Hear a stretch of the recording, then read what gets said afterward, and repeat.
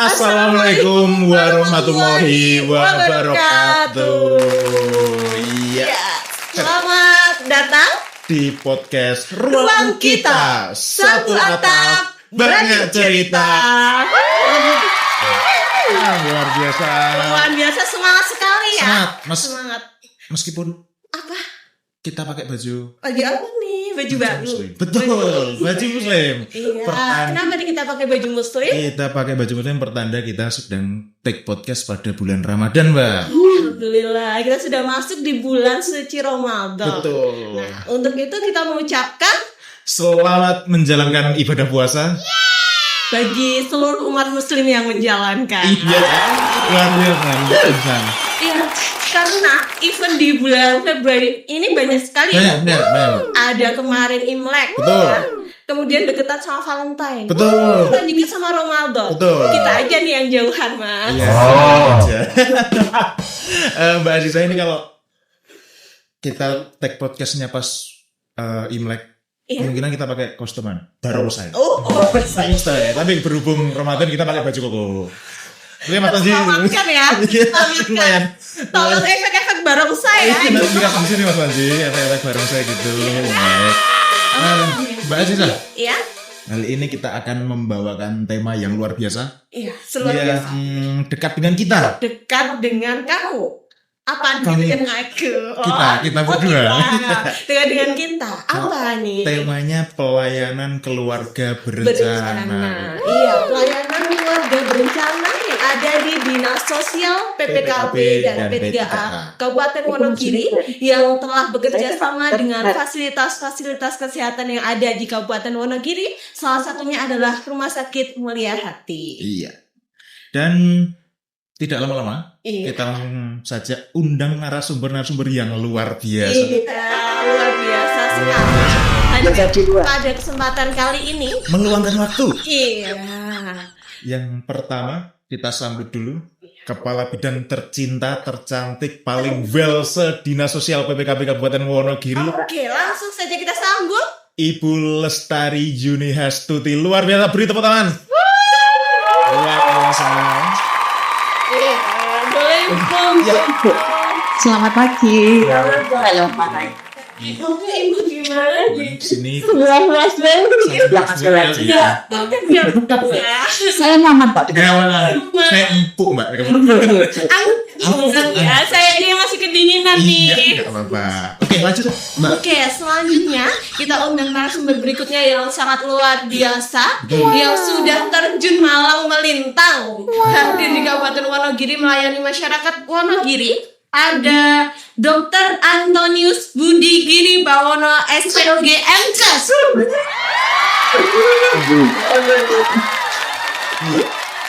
Selamat datang, dokter. Iya, beliau adalah dokter spesialis kebidanan dan kandungan dari Rumah Sakit Mulia Hati Wonogiri. Betul, dan Bu Yuni ini merupakan Kepala Bidang Pengendalian Penduduk dan Keluarga Berencana Di Dinas Sosial PPKP dan P3A Kabupaten Wonogiri. Panjang sekali, luar biasa. Panjang sekali. effort ya. Oke. Iya, karena kita sudah kedatangan dua narasumber yang luar biasa ini. Betul. Iya, langsung saja kita akan membahas terkait dengan pelayanan keluarga berencana. Nah, sebelum itu kita akan membahas dulu nih Mas Lel tentang keluarga. Berencana. Iya. Karena apa? Tapi Tapi sudah ada keluarga. hampir. Hampir akan.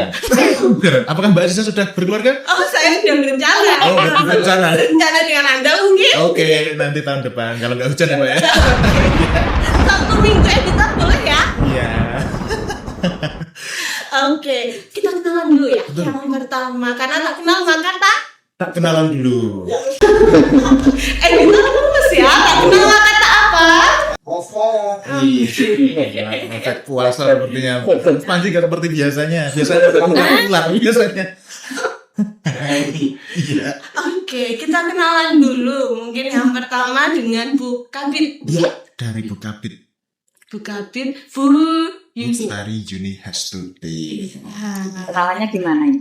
Iya, kenalan dulu mungkin nama Assalamualaikum warahmatullahi wabarakatuh. Yang pertama saya mengucapkan selamat menjalankan ibadah puasa. Bagi yang menjalankan ibadah puasa, semoga puasa kita diberikan kelancaran dan diberikan sampai akhir nanti menjelang Lebaran, berhalangan dan semua ibadah kita di bulan Ramadan diterima oleh Allah. Berkenalan? Iya. Saya mungkin baru usia 1,5 bulan ya. Di Dinas Sosial PPKP dan BPKA di bidang pengendalian penduduk dan keluarga berencana. Jadi mungkin stok lama tapi untuk SPM. Baru mention di bidang PPKP dan Iya, masih kalau badutan masih apa nih tahapnya ya? Masih merangkak jalan? belum. Baru nanya. Harus Kiring ya? Iya, betul. Kiring kanan, kiring kiri. Oke. Tapi alhamdulillah karena support dari teman-teman di bidang utamanya sangat luar biasa dan juga teman-teman yang saat ini hadir di sini luar biasa. Tepuk tangan dulu untuk semua.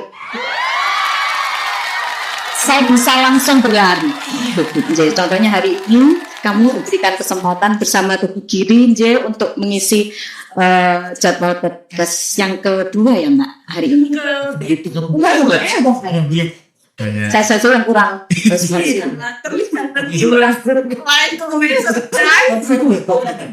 Sebelumnya izin kenalkan diri, selama 2 tahun, 3 tahun kurang sedikit ya Mas, 3 tahun kurang 3 bulan saya ada di bidang Litjansos Dinas Sosial dan per 1 Januari 2026 alhamdulillah mendapat amanah baru di bidang pengendalian penduduk dan keluarga berencana. Alhamdulillah hal positif yaitu saya tentunya punya teman baru, sistem baru, saya belajar hal baru. Walaupun tinggal 2,5 tahun dokter, saya di bidang pengendalian penduduk dan keluarga berencana. Insya Allah semoga saya bisa memberikan kontribusi yang positif dalam hal program pengendalian penduduk dan keluarga berencana khususnya untuk pemerintah Kabupaten Wonogiri. Seperti itu. Luar biasa. Iya, luar biasa. Lembut. Iya, kayak tahu. Kasar. Oke, terima kasih Bu. Salam kenal karena kita juga berkenal ini ya. Kalau saya udah lama Mbak. Nah, ya Udah setahun. sudah setahun. Dulu ya. Setahun lebih. Oke. Close up ya Mas. Kalau kita Kita berkenal aja. jauh ya, jauh. Oke. Ya, selanjutnya narasumber berikutnya adalah Dokter Giring. Ini mungkin masyarakat Wonogiri sudah tak asing ya, karena mungkin ada yang sering periksa, sudah mendapatkan pelayanan begitu ya. Oke, kita kenalan dulu dengan Dokter Giri yang sudah malang melintang di bidangnya. Monggo Dokter. Terima kasih. Assalamualaikum warahmatullahi wabarakatuh. Kenalkan saya Dr. Andreas Giri Bawono, MKes SPOG, lebih sering disebut Dr. Giri ya, dipanggil Dr. Giri. Jadi saya bertugas di Rumah Sakit Mulyadi sejak tahun 2019. Kemudian pelayanan kami di Poliklinik jadi setiap hari dari Senin sampai Sabtu, mulai pukul 9.30 sampai pukul 12. Jadi kita mulai ikut berpartisipasi dalam pelayanan MOW sekitar tahun berapa ya Mas Pak? Tahun berapa ya? Udah ada Mas Mustafa? 2 tahun. 2 tahun ya?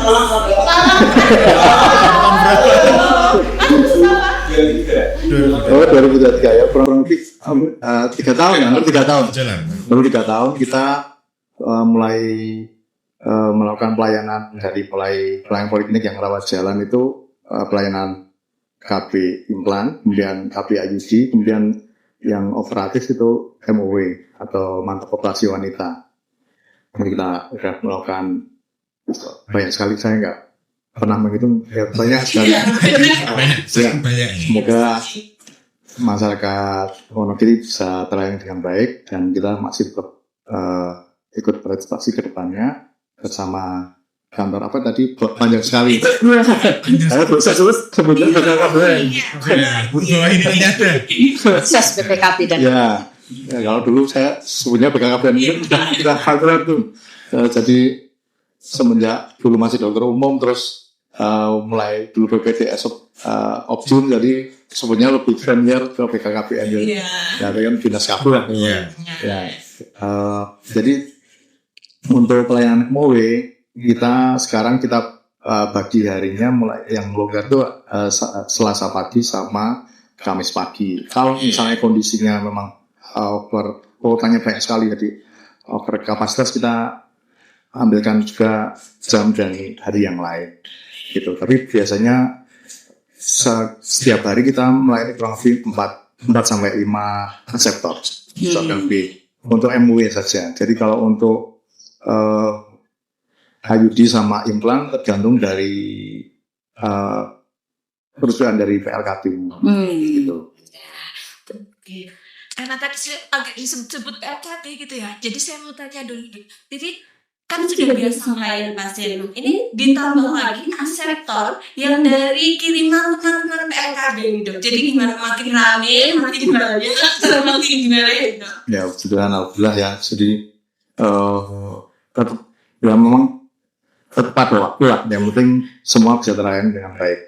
Jadi kalau biasanya memang untuk kegiatan MOW kita berikan waktu sebelum kegiatan poliklinik mulai. Jadi kita sudah mulai pasien datang, kemudian kita screening dulu pasien membawa hasil tes kehamilan sederhana, kemudian kita juga dari laboratorium di Rumah Sakit Mulyadi juga melakukan tes sederhana, jadi di cross check, kemudian kita melakukan pemeriksaan ginekologi, kemudian kalau memenuhi syarat kita lanjutkan untuk dilakukan MOW.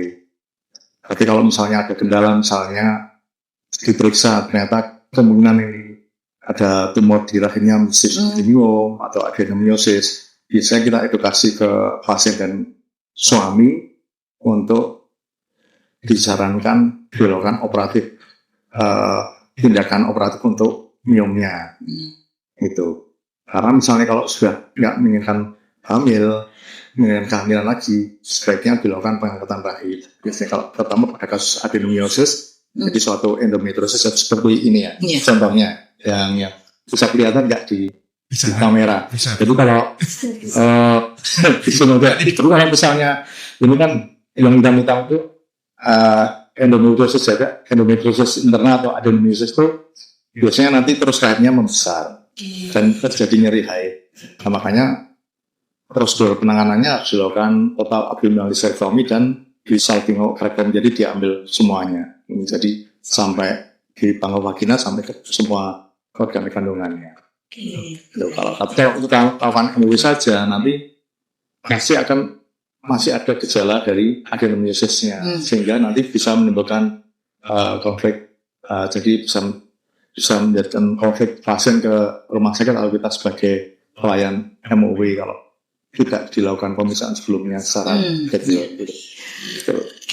Termasuk kalau misalnya mau dilakukan pemasangan IUD, kita juga melakukan pemeriksaan USG transvaginal. Tujuannya apa? Untuk menentukan besarnya rahim, kemudian menentukan bisa ditentukan panjang dari rahimnya ini dengan pengukuran, jadi di tracking secara tergantung arahnya atau kelengkungannya dari rahim ke arah cervix. Dari puncak rahim ke arah mulut rahim itu.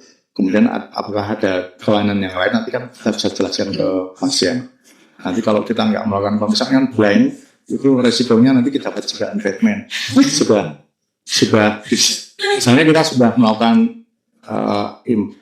pemasangan IUD, pas dilakukan pemasangan ada yang mentok, ternyata nggak tahu, nggak diperiksa, ternyata ada miomnya besar. Itu kan bisa juga terjadi. Atau misalnya ada misalnya contoh yang gampang bisa kelihatan itu sebenarnya misalnya kanker cervix. Kita nggak melakukan pemeriksaan, kita lakukan tindakan manipulatif, nanti jadi perdarahan banyak. Gitu. Jadi semua tindakan tuh menurut saya ya, itu harus dilakukan secara robot. Jadi pasien datang, dilakukan anamnesis, pemeriksaan fisik, baru kita lakukan assessment, penegakan diagnosis, kemudian baru dilakukan terapi atau tindakan. Oke, baik, luar Ya. biasa sekali. Jadi Ya. tetap melakukan pelayanan Ya, privat ya, untuk menunjang pelayanan keluarga berencana. ya, itu ya. Kemudian selanjutnya kita ke Bu Yuni. Ya. Bu Yuni kan sudah hampir 2 bulan ini ya Bu ya. Alhamdulillah. Kita, ya kalau kita tengah 2 bulan. Nah, ya kemudian Ibu Yuni kita sudah melakukan kunjungan pemantauan monitoring ya Bu ya, terkait dengan pelayanan KB.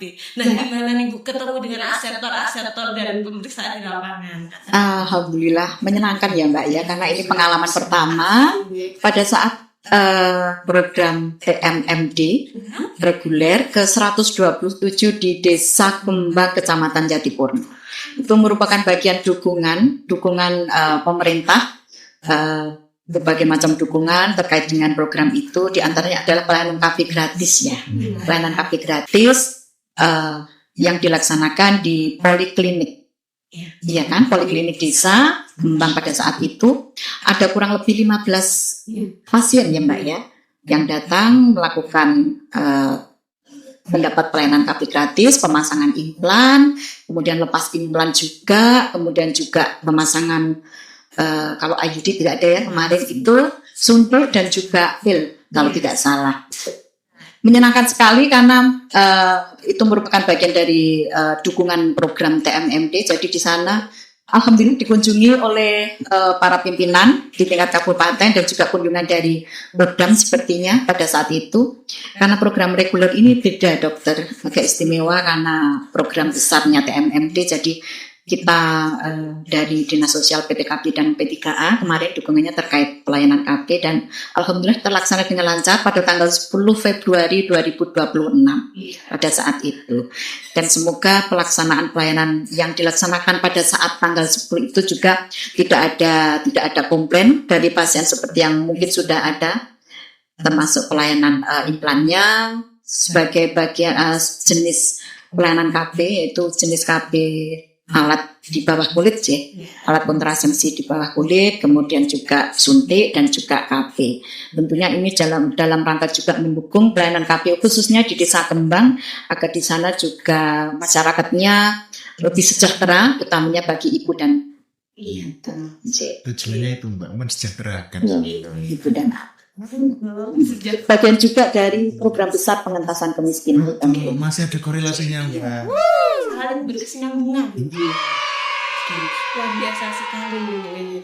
Yes. Sebelum kita akan melangkah lebih jauh Betul. terkait dengan kontrasepsi. Kontrasepsi. Sabar. Penasaran soalnya. Penasaran sekali. Penasaran itu ya. Malah bisa tidur saya. Mimpi apa? Makan bola. Nah, dulu ya, Bu Yuni selalu lihat status WhatsApp saya Mbak. Perhatian. Nah, auranya hari ini bahagia. Nah, karena timnya menang. Impresi gitu ya. Oke. Jadi sebelum kita langkah lebih jauh, kita akan bahas dulu yang pertama terkait dengan keluarga berencana. Karena mengingat kita berdua belum berkeluarga ya Mas. Iya, Masih berencana untuk berkeluarga. betul sekali, Bang. Langsung kita tanyakan ke yang beli kebutuhan kita langsung. Iya. Apa nih keluarga? Oh, keluarga berencana. Keluarga berencana tadi kalau Mbak Aziza dan Mas Wali baru berencana berkeluarga ya. Kalau keluarga berencana ini merupakan program pemerintah berupa upaya terencana dalam rangka mengendalikan, mengatur jarak kelahiran, kemudian juga jumlah anak dan juga waktu kelahiran anak untuk mewujudkan keluarga yang sehat, sejahtera dan berkualitas. Sejahtera lagi. Dan juga berkualitas. Banyak hal yang perlu diperhatikan ya Pak ya. Sebelum kita berkeluarga. Maksudnya maksudnya. Iya. Iya, takut salah paham nanti. Oke, kalau tadi terkait dengan keluarga berencana, selanjutnya kontrasepsi. Iya, dari sisi kontrasepsi. Ya, kontrasepsi itu jadi prinsipnya kontra itu kan melawan. Jadi sepsi, conception itu kan proses pembuahan. Jadi melawan proses pembuahan. Prinsipnya kontrasepsi adalah suatu metode yang digunakan untuk menunda atau menghindari terjadinya kehamilan. Jadi metode kontrasepsi itu banyak. Ada yang metode yang non hormonal, ada metode hormonal, ada mekanis atau operatif. Jadi metode yang non hormonal itu bisa yang dengan sistem metode ovulasi billing ke ada. Metode ovulasi billing itu menghitung jadi perkiraan kapan masa subur, kapan masa kering. Jadi masa kering itu jadi kalau pas masa subur harus hindari terjadinya hubungan suami istri supaya tidak jadi kehamilan. Jadi nanti harus dihitung dulu siklus menstruasi rata-rata berapa hari, kemudian perkiraan masa suburnya kapan itu bisa dihitung. Jadi nanti istri lebih proaktif untuk menandai kapan dia masa keringnya dan masa suburnya kapan. Jadi harus ada kedisiplinan supaya tidak jadi kehamilan. Kemudian kalau yang non-hormonal yang lain barrier ya, jadi bisa pakai kondom. Kemudian yang lain dengan mekanik dengan pemasangan IUD. Kemudian untuk hormonal itu bisa diberikan seperti suntikan atau pil atau implan. Ya. Kemudian untuk IUD juga ada 2 jenisnya, yang non hormonal sama hormonal. Kalau yang non hormonal yang LNG IUS itu ada tapi preparatnya atau sediaannya sedikit, karena itu biasanya untuk program mandiri atau untuk terapi, karena harganya mahal. Kalau nggak salah terakhir itu harganya NA-nya aja sudah 2,5 ya, 2,5 juta ya. Biasanya untuk terapi kasus hiperplasi endometrium biasanya untuk itu, jadi sama untuk terapi mandiri juga bisa. Untuk golongan yang sudah mampu. Kemudian untuk yang metode operatif dilakukan MOW atau MOW pada wanita, MOW pada pria. Kalau MOW biasanya dilakukan oleh teman sejawat bedah, spesialis bedah. Kalau MOW adalah spesialis objek. Iya. Di ada masa subur, ada masa kering. Ini bukan masa itu masa gajian ya. Ini tengah-tengah tua bukan ya. Diartikan kayak gitu lah. Pas subur langsungnya gajian. Gas. Kita apa? Aduh, salah ngomong. Masa kering. Tiba. Jadi. Kalau masa kering HP harus akuratur ya. Kalau masa subur harus hindari.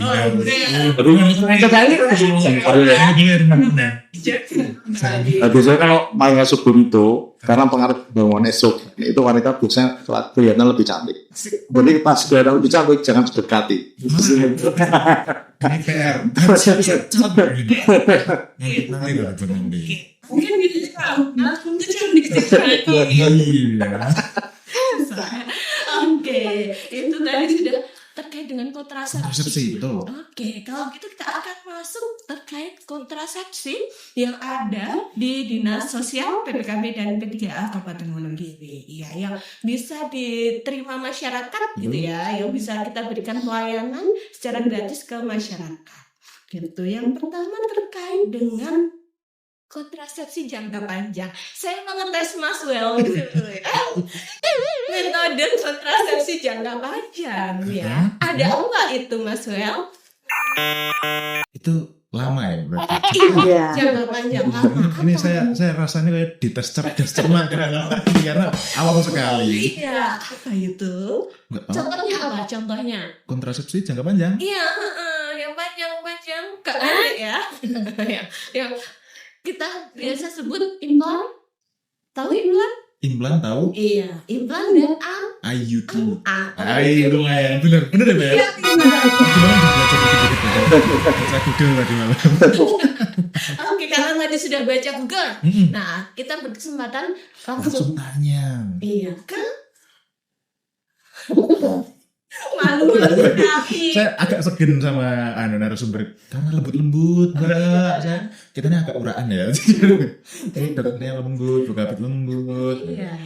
Oke, pertama nih kita mau bahas dulu dengan kontrasepsi jangka panjang Betul. yang ada di dinas kita, Bu Yuni ini mungkin. Jadi bagaimana sih Bu masyarakat ini bisa mendapatkan pelayanan MKJP ini, implan dan IUD untuk masyarakat Wonogiri yang membutuhkan. Nah, ini bagaimana syaratnya atau kita harus kemana? Biar tahu masyarakat Iya, biar biar tahu ini. Agar masyarakat bisa mengakses pelayanan terkait dengan MKJP ini, Mbak, metode kontrasepsi jangka panjang. Apa tadi, Mas? implan dan IUD. Implan dan IUD. Tentunya ini kami bekerjasama atau kami dibantu oleh teman-teman PLKB tentunya. Teman-teman penyuluh keluarga berencana PKB. Yang jumlahnya kalau tidak salah ada 54 teman yang tersebar di 25 kecamatan. Jadi teman-teman ini aktif memberikan penyuluhan, apalagi sekarang dikuatkan juga di tahun ini dengan program baru oleh Bapak yang diinisiasi oleh Bapak Kepala Dinas Sosial PPKP dan P3A, Smart Respon Kecamatan. Nah, jadi teman-teman program-program yang ada di Dinsos PPKP ini kan sekarang semakin kuat karena semua pilar ya, pilar sosial maupun pilar KP bekerjasama bersinergi untuk menguatkan semua programnya. Nah, di antaranya adalah bahwasannya yang harus kita pahami bersama, semua program harus dipahami oleh teman-teman pilar-pilar sosial tadi maupun pilar-pilar keluarga berencana. Dan tentunya kaitannya dengan bagaimana masyarakat bisa mengakses program ini tentunya ada di pundak teman-teman yang ada di kecamatan. Yang utama adalah teman-teman PLKB, kemudian teman-teman PKH, PKSK dan yang lainnya. Jadi mungkin pada setiap momen kesempatan mungkin edukasi pertama atau sosialisasi atau penyuluhan yang memberikan penjelasan terkait dengan pelayanan KB apa saja yang bisa diakses teman-teman di bawah ataupun warga masyarakat yang membutuhkan. Tentunya berjenjang edukasi ini melalui diantaranya para nakes di tingkat kecamatan, dari puskesmas, kemudian juga dari perangkat desa dan juga dari kader-kader IFD dan yang lainnya. Nah, sosialisasi itu tentunya sudah difahami oleh program pada setiap tahunnya berdasarkan Permenduk Bangga Kepala BKKBN nomor 5 tahun 2025 terkait dengan petunjuk teknis penggunaan dana BOKB ya tahun 2026. Tentunya teman-teman PKT sudah mengetahui, memahami, dan untuk tahun 2026 ini alokasinya memang sangat terbatas kalau kami melihat. Di antaranya adalah yang sumber anggaran dari BOKB DAK tahun 2026, ini anggaran dari APBN Dok, itu untuk MOW hanya 150 kuotanya, 150, kemudian untuk implan 3066, kemudian untuk IUD 1000, jumlahnya hanya itu, dan untuk khusus untuk metode operasi pria MOV hanya 4. Hanya 4, dan itu sumber anggarannya dari APBD kabupaten. Jadi perbedaannya itu. Dan sepertinya kuota khususnya untuk MOP dan MOW sampai saat ini sudah full. Ya, sudah full. Dan sepertinya masih banyak peminatnya. Dan untuk itulah karena tahun ini Dinsos dan PPKP sudah melebur menjadi Dinas Sosial PPKP dan P3A. Alangkah bijaknya apabila kebijakan program ini dan khususnya kaitannya dengan kuota ini ada kebijakan baru, bukan untuk apa-apa sih, yang kemarin memang mungkin banyak polemik di bawah, mungkin juga ada istilahnya kaget juga ya, kok ini sekarang memakai ini, artinya apa?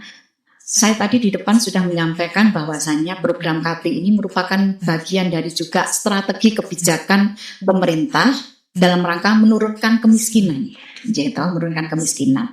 Dan dalam hal ini terkait juga dengan kuota yang terbatas, khususnya MOP, dan ternyata banyak sekali peminatnya. Ada kebijakan yang untuk memprioritaskan warga masyarakat yang kurang mampu, Bapak. Warga kurang mampu, dan izin kami juga.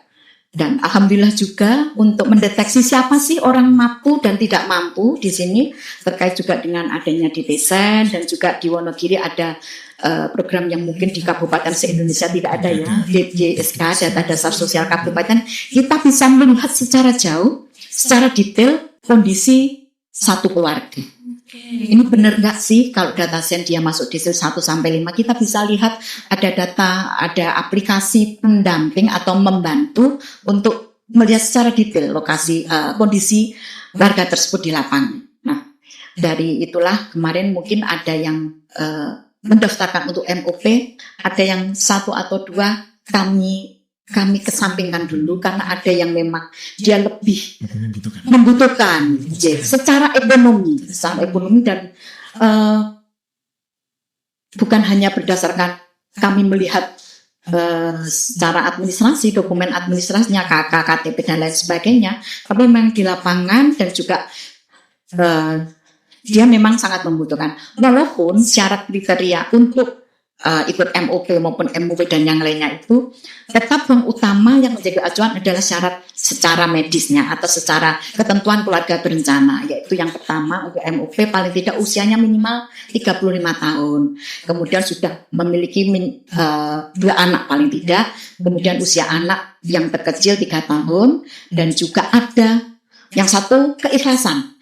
Jangan sampai nanti suatu waktu kok pengen anak aneh, iki lanang-lanang kok pengen anak wedok, ternyata lucu ya punya anak cewek seperti itu atau yang lainnya. Itu ikhlas dulu, kemudian syarat-syarat lainnya jadi, dan juga yang utama adalah keikhlasan atau kerelaan dari pasangan istri lo ya, bukan pasangan yang lain ya, pasangan istri perempuan kalau istri itu.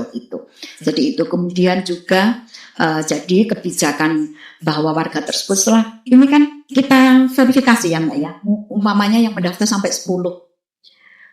Oke, semuanya sudah memenuhi syarat secara tadi umur, anak, keikhlasan, kerelaan istri dan lain sebagainya, baru kita sandingkan kemampuan ekonominya lewat desain dan juga DGSK. Jadi hanya memprioritaskan, bukan kok sekarang tahun kemarin boleh, sekarang nggak boleh, ini apa-apaan sih? Ini kan gratis.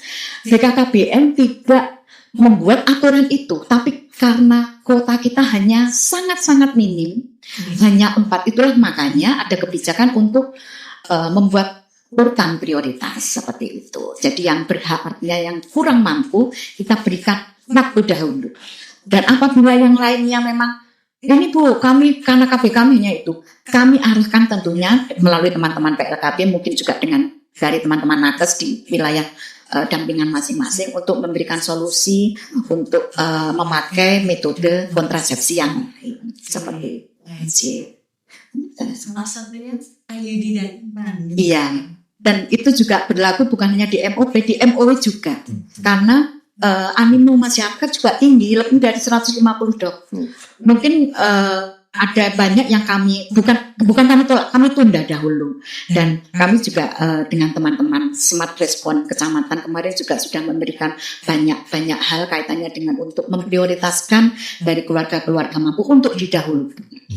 Dan nanti di triwulan terakhir ternyata target kami ada masih kurang banyak. Kemarin siapa sih yang sudah antri? Silahkan seperti ini. Jadi semuanya berhak mengakses ini, tapi izin di triwulan pertama, kedua, ketiga kami tetap memprioritaskan yang kurang mampu. Yang mampu secara ekonomi alhamdulillah yang di desil 6 sampai 10, kalau kebijakan di desain kami persilahkan untuk memakai metode kontrasepsi yang lain. Seperti itu. Oke. Mungkin gitu.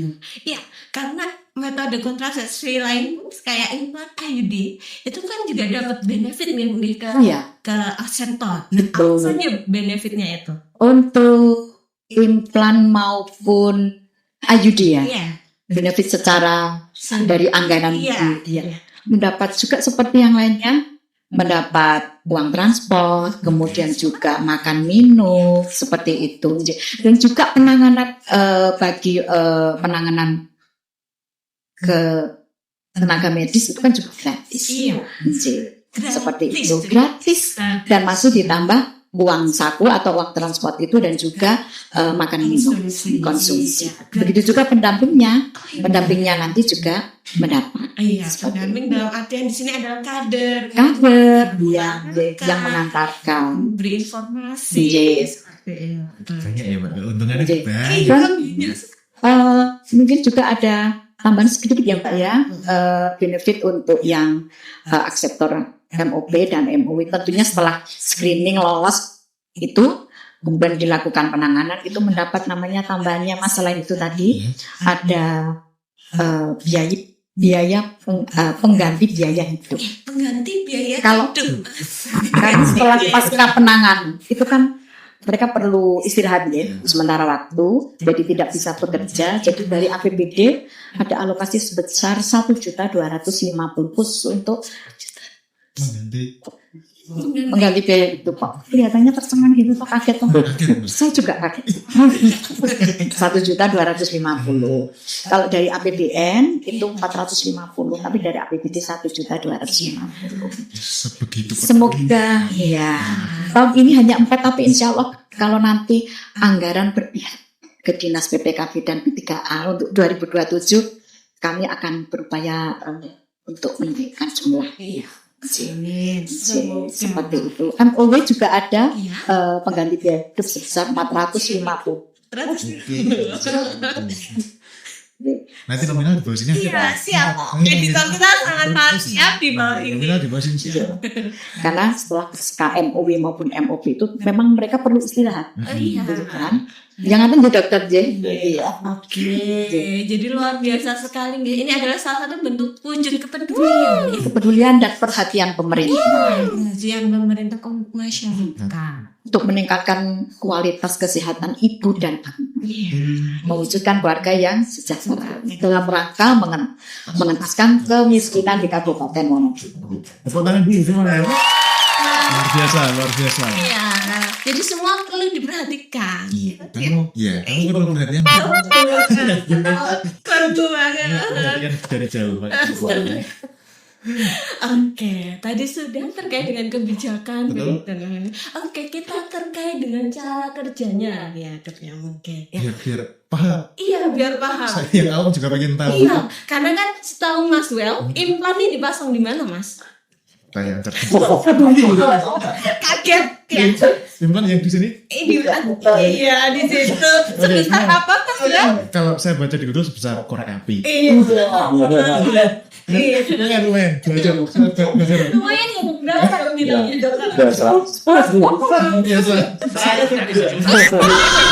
Kecil. Oke. Sebesar itu ya. Dan jadi dipasang di sini ya. Kira-kira kenapa ya? Kok itu bisa mencegah kehamilan? Make sense nggak? Kalau saya mikir nggak make sense. Ini loh.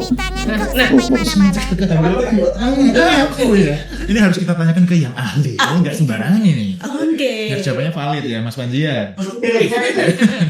Oke, langsung saja dok, bagaimana cara kerja implan ini dalam mencegah kehamilan? Jadi kalau untuk implan hormonal ya, prinsipnya sama. Jadi kalau khusus untuk implan, itu kan bahan aktifnya terkandung dalam tabung silastik. Kalau dulu implan tuh ada 6 ya, 6. Kalau nggak salah paling yang lama dulu dipasang 6, terus yang terakhir ini 2, terus yang terbaru lagi itu 1. Satu. Jadi itu nanti dipasangkan di kurang lebih 5 cm dari kalau saya menyebutkan ini dari kalau dari siku ya, dari Bresosus malleolus. Jadi kemudian 5 cm dari sini nanti diambil ke arah kranial, ke arah atas itu nanti di sayap kecil nanti dipasangkan di intrakutan. Contohnya? Contohnya fungsi latiknya yang 2. Fungsi terbaru sekarang cuma 1. Iya dong. Cuma saya kemarin belum pernah mencoba yang 1. Katanya sudah ada stoknya ya Mas Topa. Kemarin pelayanan TMMD Udah baru sudah yang 1. Itu lebih ringkas lebih. Lihat tuh. Punya nggak terlalu lama. Jadi kalau hambatannya kalau semakin banyak implan yang dipakai, semakin banyak lokal anestesi yang harus digunakan. Apalagi yang dulu yang kipas dulu.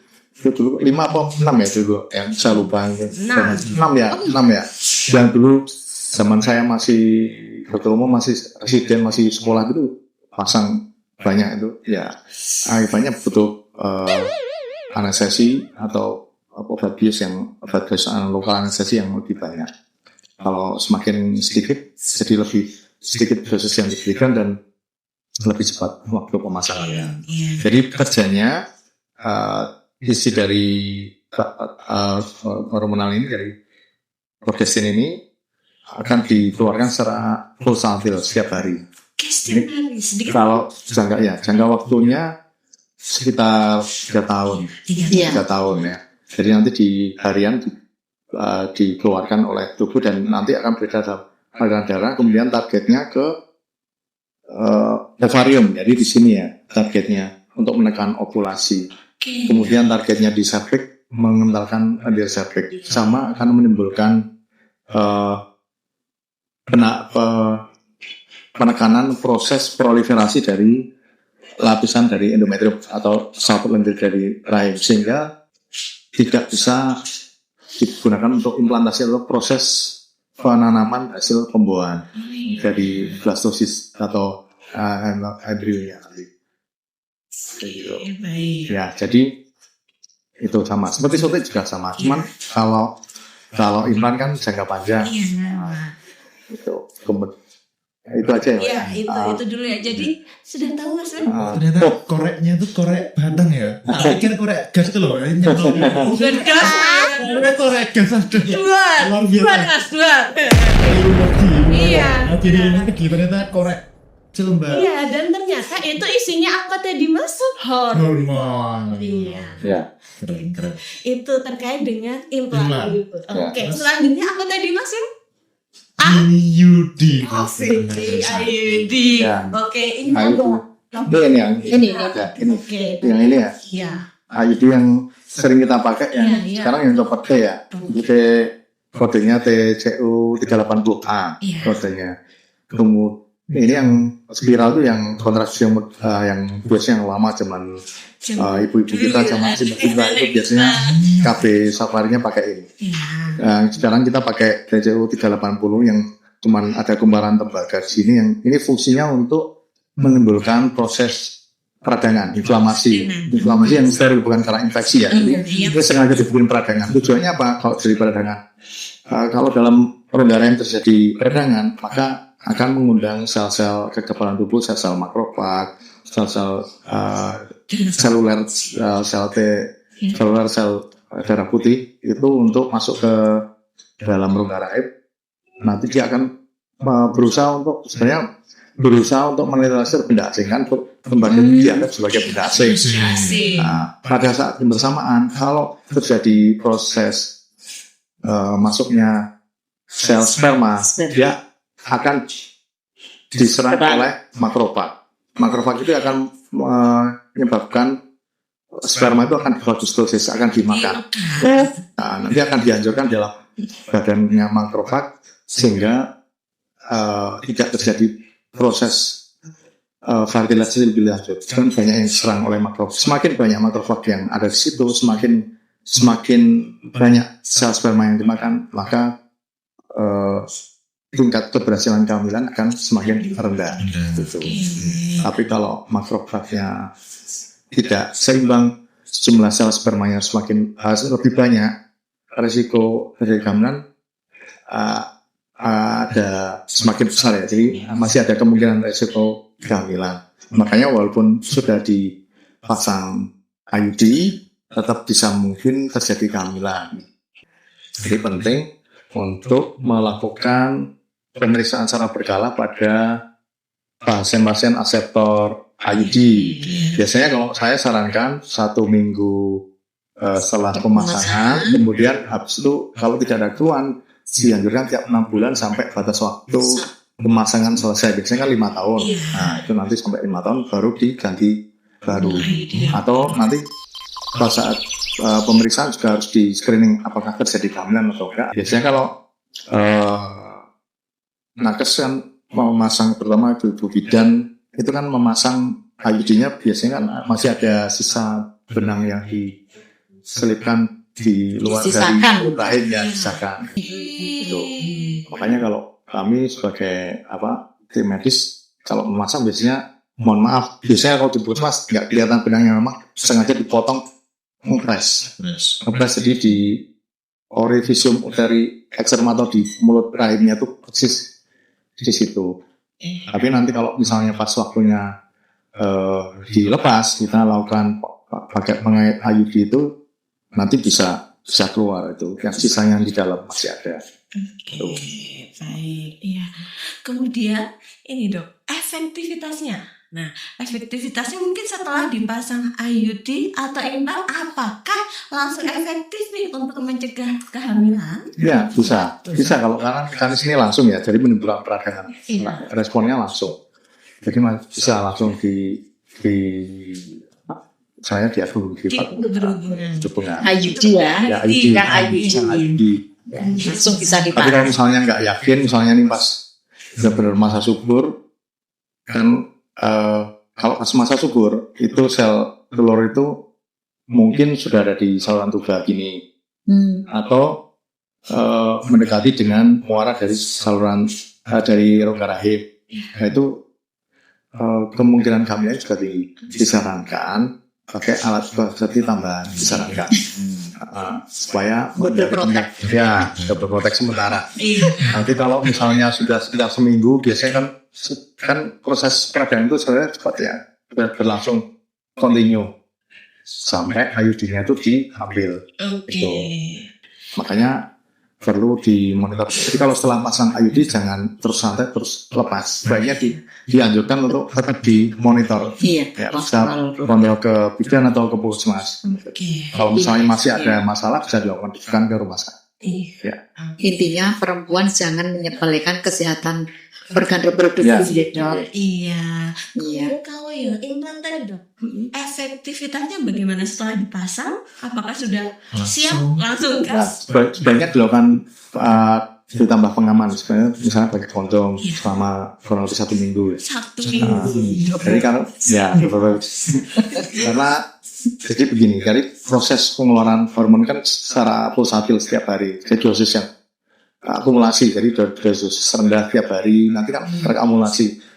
Sifat dari hormonal itu sifatnya adalah lipofilik, jadi dia akan terikat di jaringan lemak dari si wanita, baik dari jaringan lemak bawah kulit atau lemak visceral. Nah itu nanti terakumulasi di situ, sehingga akibatnya apa kalau terakumulasi? Jadi kalau misalnya dilakukan KB hormonal terus-menerus, akibatnya masih ada cadangan atau deposit hormonal di dalam tubuh, walaupun sudah dihentikan lama. Kenapa kok nggak bisa langsung nggak langsung bisa subur lagi? Terus Pak. Jadi kita himbau karena ini kan sudah Ramadan ya. Sebentar lagi musim mudik lebaran. Nah biasanya kalau mudik bapak-bapaknya pulang ya. Oh iya, benar-benar. Kalau pulang, nah jadi ibu-ibu harus mempersiapkan mempersiapkan. Salah satunya jangan mendadak ya berarti. Ya. Harus direncanakan. Iya, direncanakan dulu. Silakan mau pasang implan, IUD silakan dipersiapkan dulu. Jangan mendadak bapaknya datang. Nah, surprise. Tapi seandainya mendadak pun tadi ya dok, double proteksi. Jangan nih mbak. Karena mungkin kemarin kami temui dok pada saat pendampingan pelayanan KB di lokasi TMMD itu ada yang kemarin bapaknya pulang, kami nah itu maksudnya biar juga menjaga keharmonisan keluarga. Solusinya itu tadi mbak, mungkin double proteksi. Double proteksi. Oke, Mbak Azizo, ini ada segmen menarik kita. Panik. Q&A dari teman-teman yang ada di Instagram. Asik. Oke, ini pertanyaan nanti kita langsung tujukan, kita cek dulu pertanyaannya apa. Mas Panji bisa minta tolong? Apa nih pertanyaannya? Iya, yang mana ya? Iya, ya. Oke. Yang mana nih ya? Saya mau tanya dulu ke Bu Yuni. Mungkin ini ada pertanyaan. Bu, mau tanya, saya kan rumahnya jauh dari kota. Kalau mau ikut KB gratis pemerintah, bagaimana caranya? Apakah hanya langsung gas datang ke puskesmas atau bagaimana? Monggo jawabannya Ibu. Iya. Mungkin bisa di masing-masing desa kelurahan itu kan ada kader IMP ya, Mbak. Kader IMP dan sub IMP yang dulu kita menyebutnya sebutan atau nomenklaturnya adalah PPKPD dan sub PPKPD. Mereka adalah tangan panjang kita semua, terutama juga tangan panjang Dinas Sosial PPKP dan P3A dan juga teman rekan kerja dari teman-teman penyuluh keluarga berencana di lapangan dan juga merupakan bagian dari organisasi kemasyarakatan atau tangan panjang rekan kerja pemerintah desa dalam rangka program mensukseskan atau menyelenggarakan program keluarga bangga kencana. Program keluarga bangga kencana di antaranya adalah keluarga berencana, program KB. Intinya lagi adalah terkait pelayanan KB. Mereka bisa menghubungi dulu kader-kader IMP maupun sub IMP, kemudian juga sebagai tangan panjang, kemudian menginformasikan lebih lanjut kepada teman-teman PKB. Seperti itu. Pasti akan direspon positif dan akan dicarikan solusinya. Karena tidak semua layak itu harus datang ke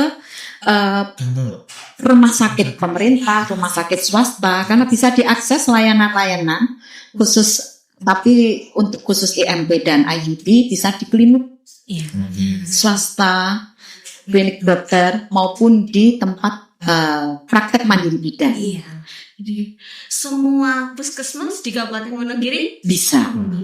Ada 57 vaskes di Kabupaten Wonogiri yang melakukan pelayanan KB. Terdiri dari rumah sakit pemerintah, rumah sakit swasta, klinik dokter, kemudian juga praktek mandiri bidan. Jadi sudah banyak sekali. Silakan yang belum silakan calling dulu nih ya, kadernya. Ya. Iya. Tadinya pertanyaan yang kedua Mas.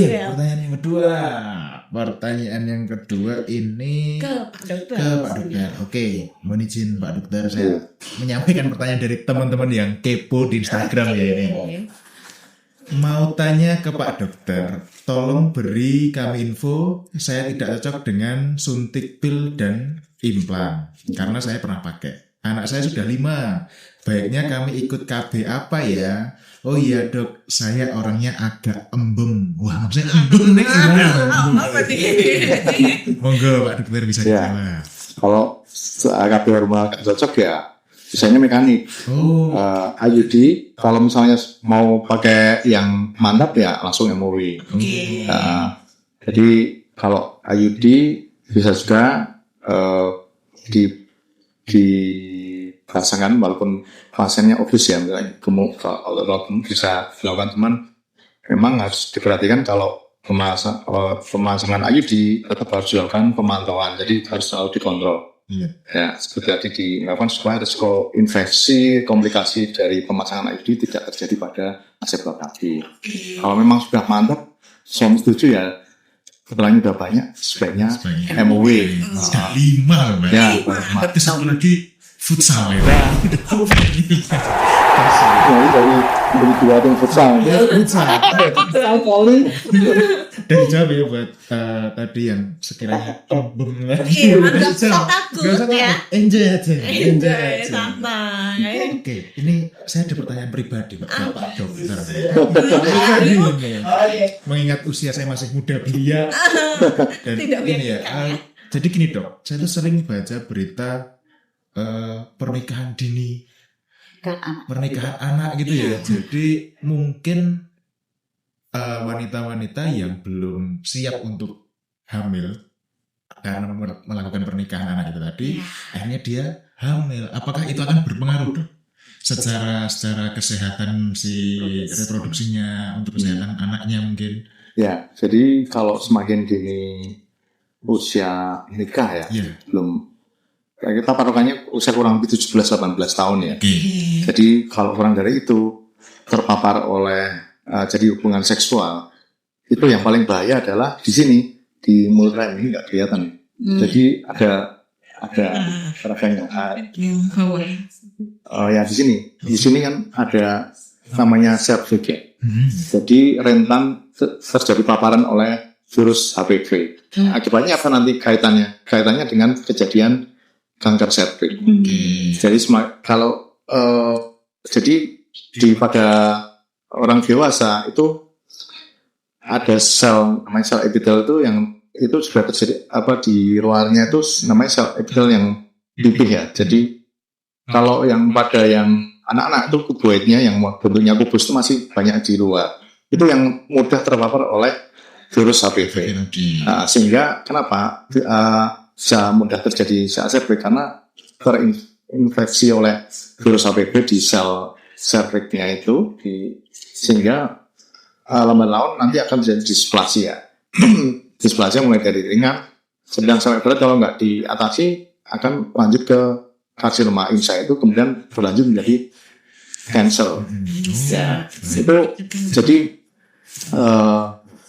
jarak antara mulai infeksi sampai terjadi cancer biasanya paling cepat 3 tahun, paling lama kurang lebih 10 tahun.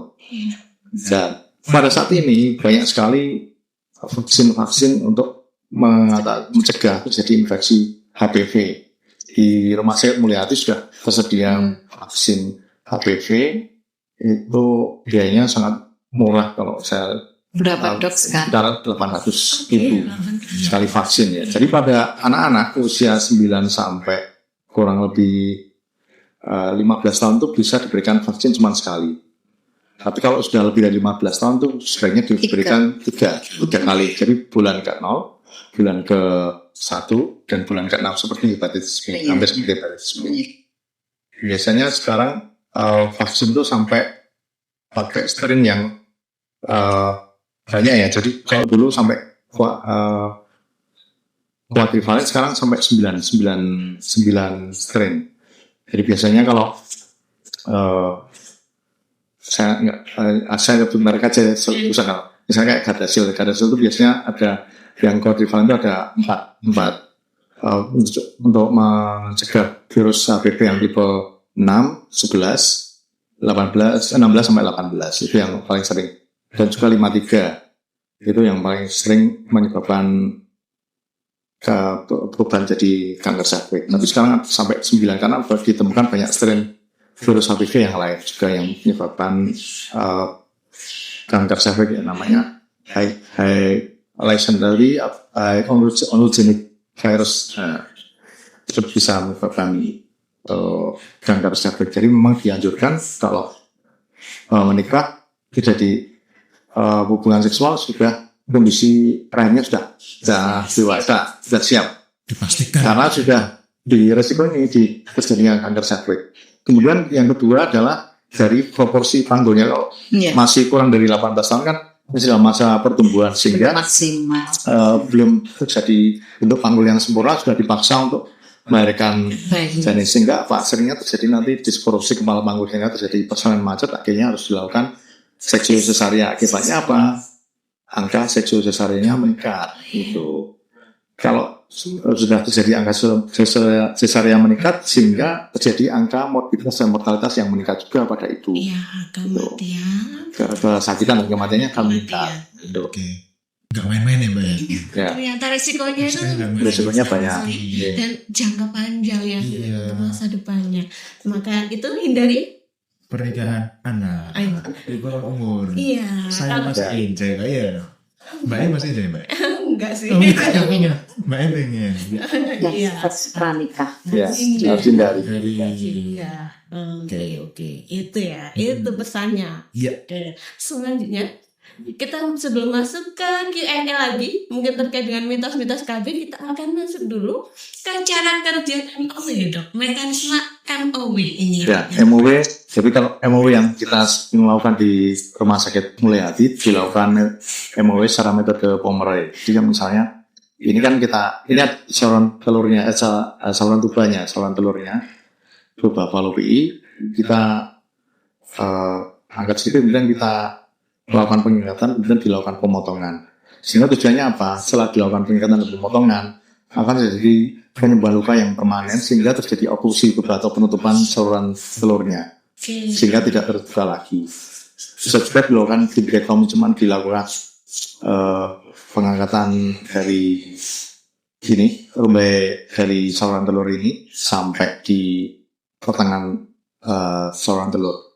Kalau dilakukan histerektomi, manfaatnya adalah juga untuk mencegah terjadinya kanker ovarium. Jadi ada teori menyatakan bahwa kalau fibria tuba itu diangkat, maka risiko terjadinya kanker ovarium, kanker hidung telur itu akan menurun. Gitu. Karena ini berpotensi kalau masih ada fibria tuba kan menyebabkan perubahan sel di hidung telur. Gitu.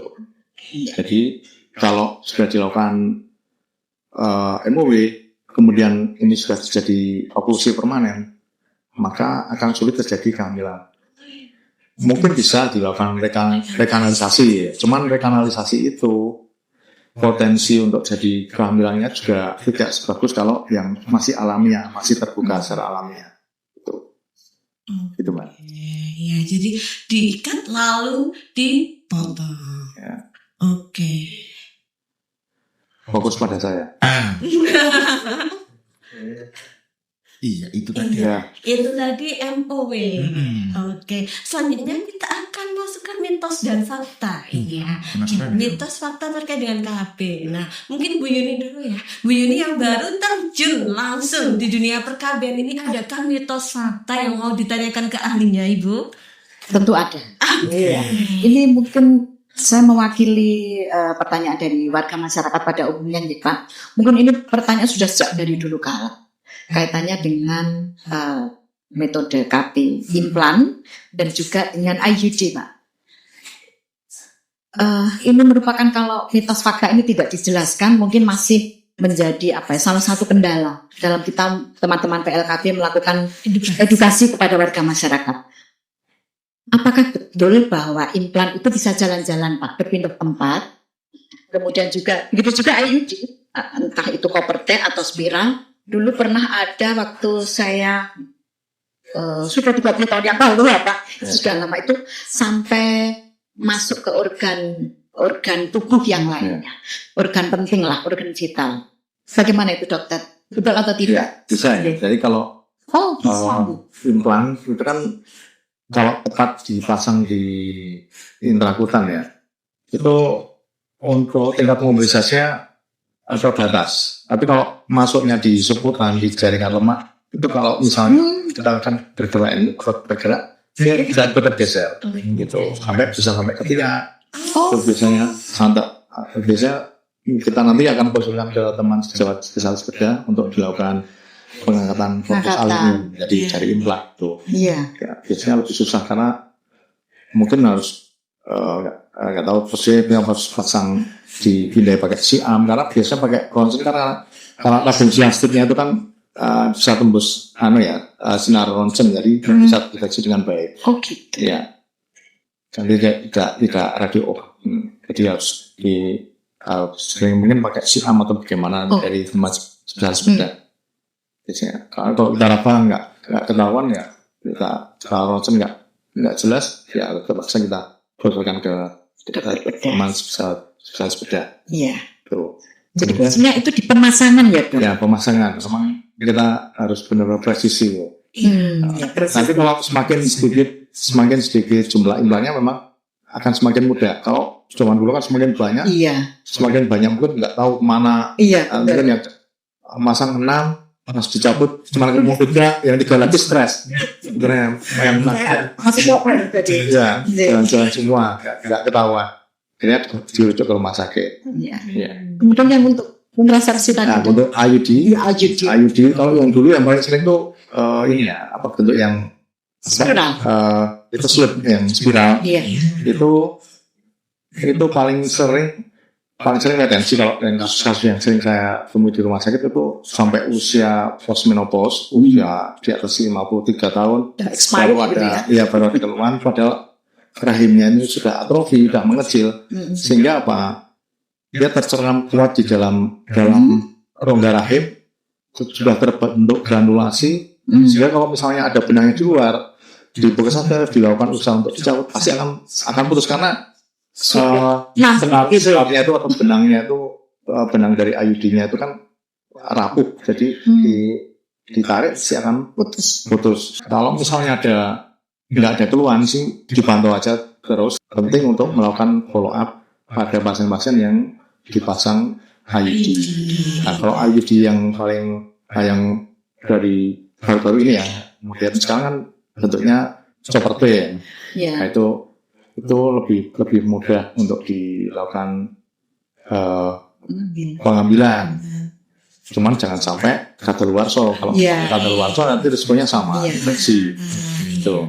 Jadi nggak ada namanya sekarang IUD seumur hidup. Ada IUD itu ada jangka waktunya. Tapi secara teori kalau IUD chopper T itu kurang lebih 10 tahun ya. Tapi kalau saya perhatikan, saya misal selama saya jadi FPOG itu sebaiknya sampai 5 tahun, satu diganti baru lagi, supaya efektivitas dan komplikasi dari IUD-nya itu kurang. Bisa dicegah.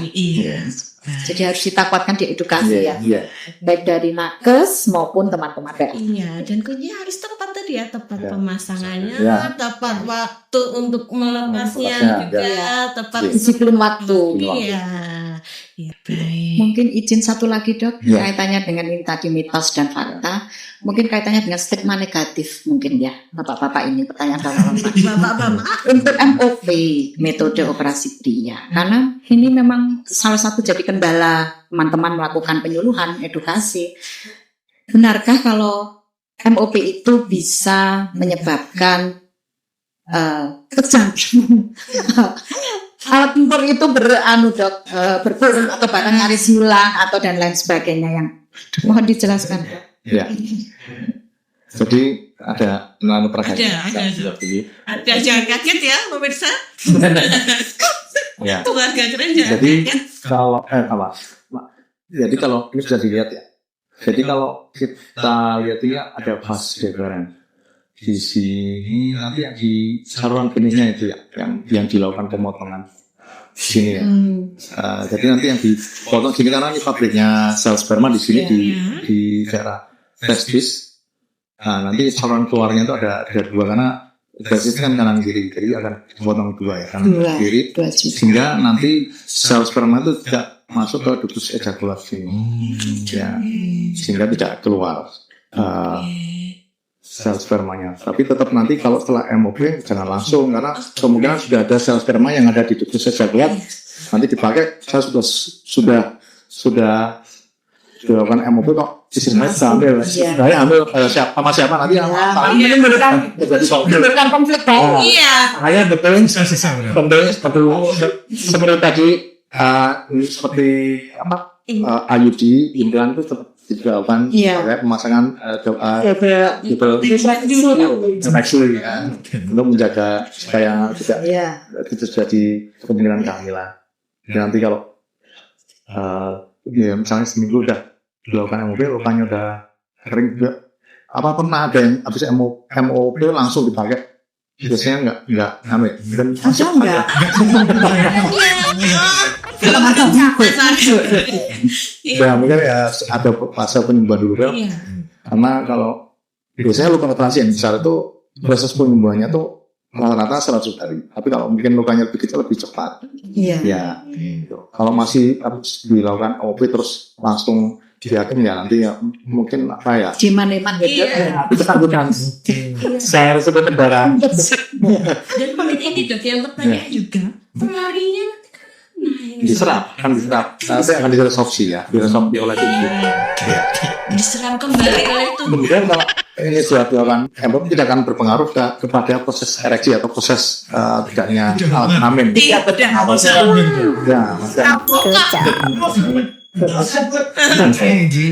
Ya, jadi proses ereksi kan cuma tergantung dari aliran pembuluh darah yang masuk ke corpus cavernosa. Gitu. Jadi tidak mungkin ada ketidaktepatan penanganan ya dok? Oh enggak, kalau maksudnya presisi lah tadi. Ya, tetap yang dipotong adalah vas deferensnya di sini saluran benihnya.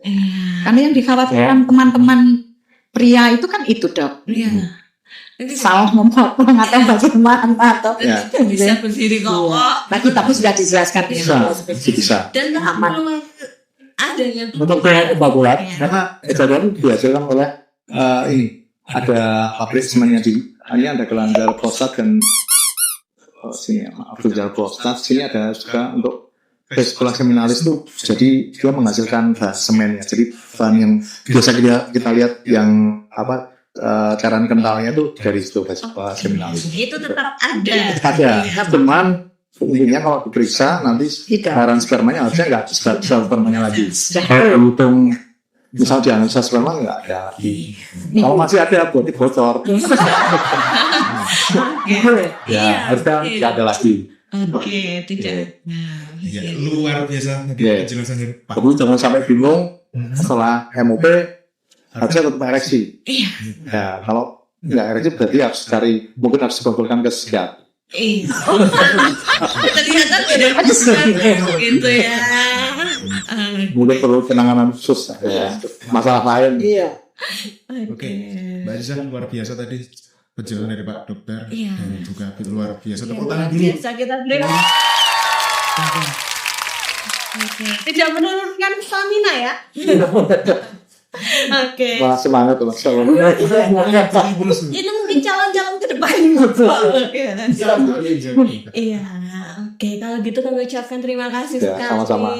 narasumber hebat kita pada hari ini gitu ya. Dan semoga ini juga menjadi edukasi yang bermanfaat Betul. bagi masyarakat, terlebih mempersiapkan diri nanti, kemudian juga mempersiapkan keluarganya juga agar menjadi keluarga yang Bagus. Keluarga apa? Keluarga yang apa, Mbak? berkualitas. Saya orangnya nggak tahu. Ulang.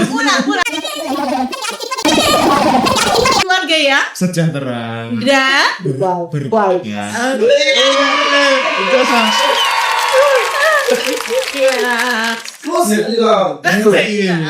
sabar ya.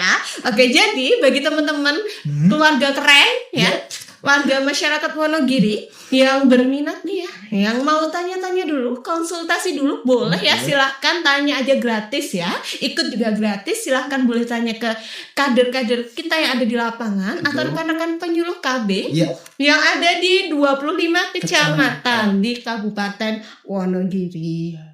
Begitu. Kalau gitu kita akhiri dengan pantun, Mas. Oke. Apa nih? Diakhiri dengan pantun. Belum. Nggak usah uji saya ya. Oke. Ikan hiu makan rendang. See you di episode mendatang. Podcast keluar kita.